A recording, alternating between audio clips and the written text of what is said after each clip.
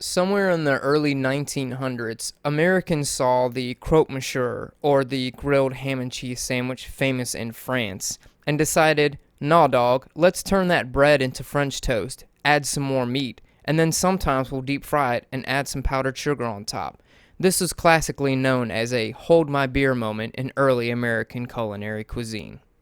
Let's start out by combining our mustard and mayonnaise together in what us cool kids like to call musteo.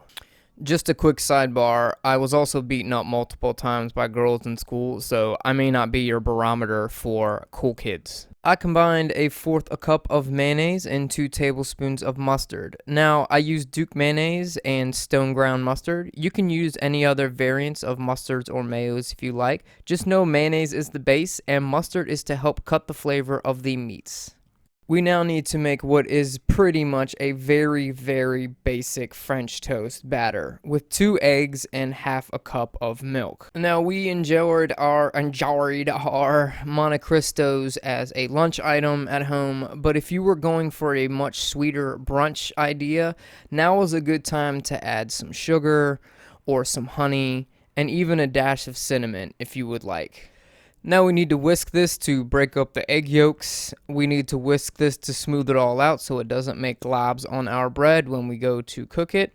And we need to whisk it till it is slightly pale and a little frothy. Whisk it until you can't remember what the word whisk means. You may use whatever bread you choose, but I recommend a heartier white. I am using a French boule, which is named after its shape of a ball.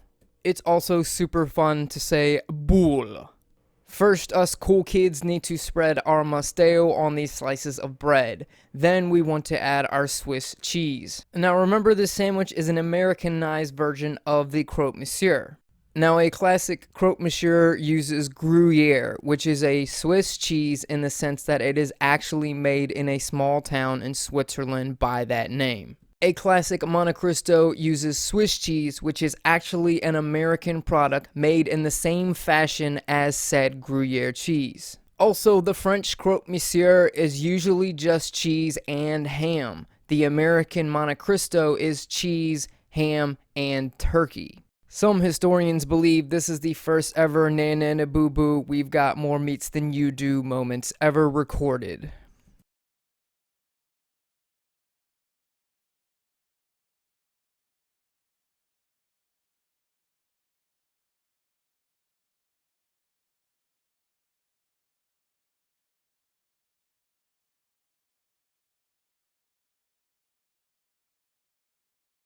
Off camera, we want to melt about 2 tablespoons of butter over medium-low heat.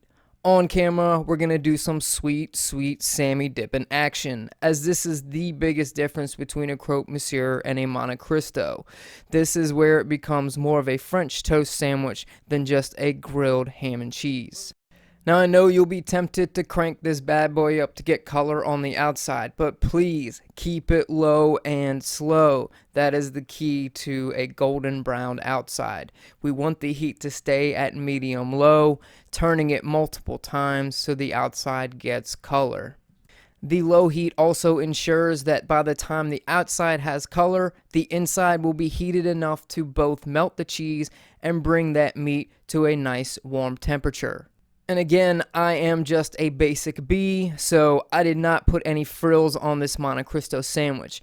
Many folks like to put powdered sugar on theirs, sometimes syrup, jams, or jellies, and if you really want to put yourself into a coma, deep fry it in batter and have yourself a nap. Hey, thanks for watching that video. There's more like it down here, and if you enjoy them, please don't forget to subscribe.